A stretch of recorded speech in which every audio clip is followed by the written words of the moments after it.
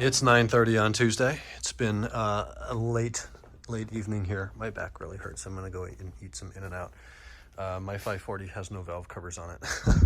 The other one came in today. The new ones came in today. So here are the old valve covers, looking like absolute shit. They've got these weird stickers that the new ones don't have. Yep, April 9th, 2002. That would be an original valve cover.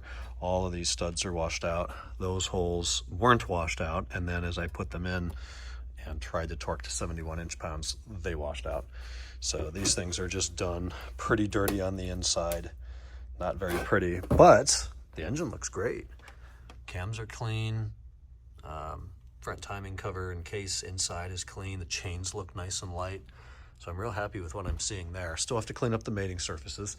I am doing an E39 source video on this. If you want specifics, check that out in a few weeks. Probably I need to get the intro and Project Sterling video on this car up first. Hardest thing is getting these boxes, electrical boxes, off of the fuel injectors. And there's these little clips. It's almost a rectangle, but it's missing the top part that you have to get down in there with a pick and pliers and whatever fits and pop those off. Once that's done, they lift right off and then you can access the other bolts. Unfortunately, over here, as I took off the nuts that hold the valve cover on, you can see there's one stud. That stud came out. That stud came out. There's one. The problem is this one, and this one washed out. You can even see a piece of thread right there. So we're going to have to helicoil that, retap that out, put a coil in there, and it'll seal up nicely. It's just some extra work. None came out over here, which is odd. So versus an M5, I've done this on an M5 a few times now. These black boxes are a pain in the ass. You don't have to deal with that on an M5, but you don't have to worry about an intake manifold, and you don't really have to worry about those big reluctor rings at the end of the camshaft, seeing that we don't have them. So putting on bank 2 and removing bank 2 is significantly easier. I haven't even touched the secondary water pump. It's just hanging out there. So we're ready to do that tomorrow, get everything sealed up. I'm letting the hardware soak overnight in some high-octane degreaser. Cleaned up the air box, took everything apart here, put them in the sink with a brush and simple green. Cleaned up the MAF, obviously not in the sink, and the boot. Didn't really realize it had this big silencer in the bottom of the intake, but all of that's clean and ready to go back in. Cabin boxes I had already cleaned, so all of that's fine. That's just going to be reinstalled. Pull out one more pine needle maybe and put it back in. But I also replaced these gaskets, which are just a dust and dirt and debris gasket to keep stuff from getting into the plug wells and where the coils live. And I didn't want to take these old crusty ones and put them on new valve covers.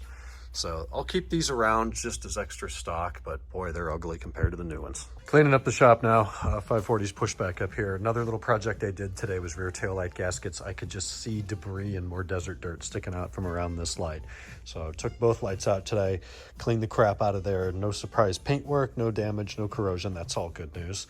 Replace the gaskets, put the lights back in. We're good as gold.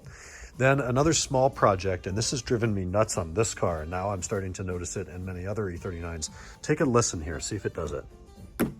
Hear that like sticky noise as you pull? I know the clear coat, I don't care, it's too much money. It makes this awful sticky noise when you pull the door handle for the first time. Let's say you haven't touched the car for a few hours, just like now, and you pull the handle and it's stuck. Well, get a look down here. There's these rubber grommet things in there.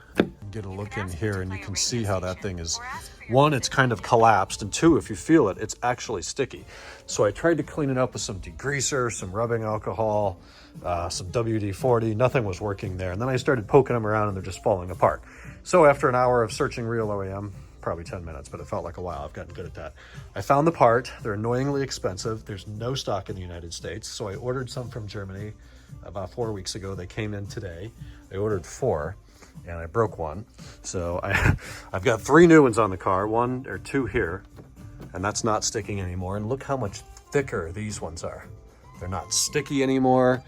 It's a nice little pad for the door handle to rest on. But when they sit there too long, they just get stuck. So I've got more on the way that are due by the end of next week. I bought enough to replace all of them on both of my E39s, but now that I've damaged one will not be doable. They have to be trimmed to fit right, and it's a real pain in the ass if the old ones fall apart, and then you have to dig out what's left of the rubber in the little hole in there. So I think I'm going to let my M5, I'll keep the parts. I'll stick them in a bag inside with the other parts I have in stock for this car, but I'm not going to worry about them now because I've never heard that noise from mine. And I think it's a function of these cars sitting in hot environments that just kind of melts the rubber over time and it breaks down, it starts to rot. Mine will do it eventually, but it's not now. So nice little hack if that's bothering you on your car. They're not that expensive. It's like $7, but what, $56 per car to go and replace these little rubber bumpers. Could you put tape over them or come up with a cheaper solution? Yes. But why would you do that when you can do it right? In other shop news today, Sepang has a drive shaft back in it. That came back, new CV joint. So it's in, heat shields are in, exhaust will go on tomorrow. Then we'll be able to get this pig running, test drive it, and make sure that those buzzes / vibrations are gone at higher speed. I gotta move a bunch of cars around now. I'm gonna take my M5 home today. We've got 2 pickups tomorrow, a drop-off Friday. We have caught up on most of our backlog. If someone came to me today and said, I really need service, can you do it this week? I'd say yes, which would be the first time I'd be able to say that really since like late last winter, early spring. So we're doing well there, but I got to get some food in me and get out of here. So I'll talk to you guys tonight. In-N-Out was absolutely delicious. I finally used up a gift card, or first used rather, a gift card that a client of mine gave me back in late spring, early summer. Every time I go, I think, oh, I'm going to go and have a free dinner. And then I'm in line. If you've been to In-N-Out, you know, you pay first and then you wait like 2 more cars and then you pick up the food. And as I'm waiting to pick up the food, it's like, shit, I used my own credit card. I forgot my gift card again. Well, today I remember the gift card. It was $50. I did not expect him to give me a $50 gift card. So I'm definitely going to go and renew that. Thank you. I figured it was 10 or 20, but no, $50. So I'll get 5 free meals out of that. That's ridiculous. That's 40,000 calories right there for $50. With that, I need to go rest my back. It hurts. 11:15. Tomorrow's Wednesday, hump day. We'll talk then. Night.